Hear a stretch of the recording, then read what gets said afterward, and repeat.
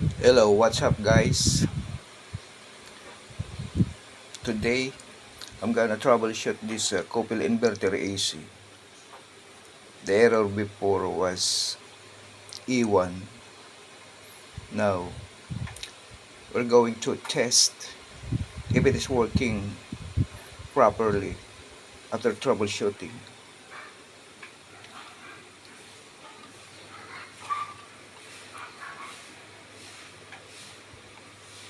Now its communication transmitter is working,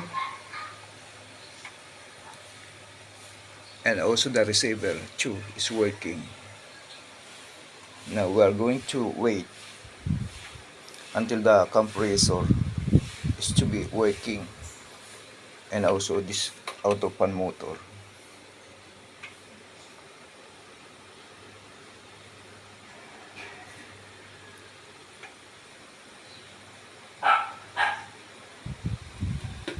This is the interfan motor. Now guys, see, auto fan motor is working, and also this compressor is working too. We have to test several hours. Hello guys, now our repair is working. This is the control display, under fan motor, outer board, and also this is the inner fan motor. This is the compressor.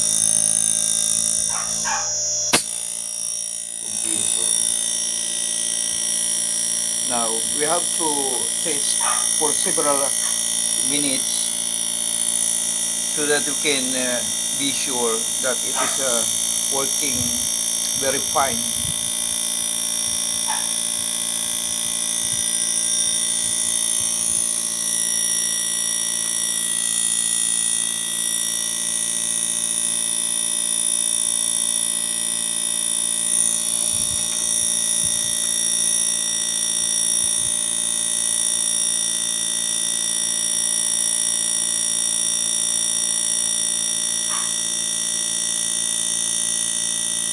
Once again guys, I want to thank all of the viewers and also the subscribers for always supporting my YouTube channel.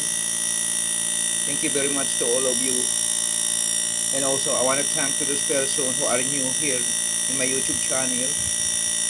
If you are new in my YouTube channel, please subscribe, like, and click the notification bell so that you are always being updated when there is a new video about repairing of PCB boards.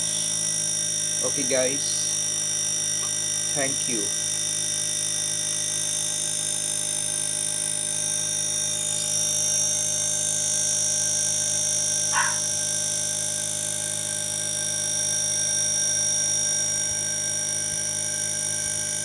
I have to test it longer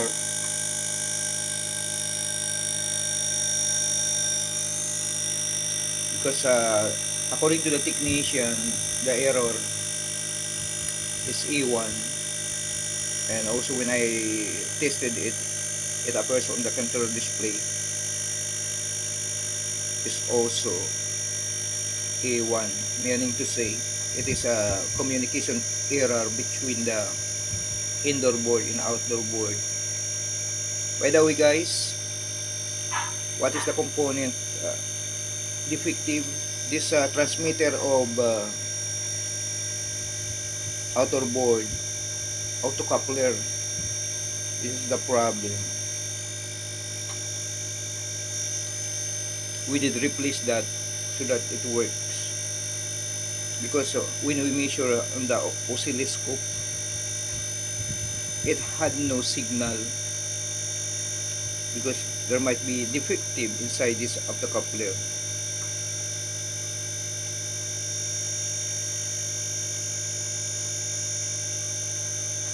Okay guys, thank you very much for your enduringly watching my videos. See you next time at the other videos to be followed, to be I mean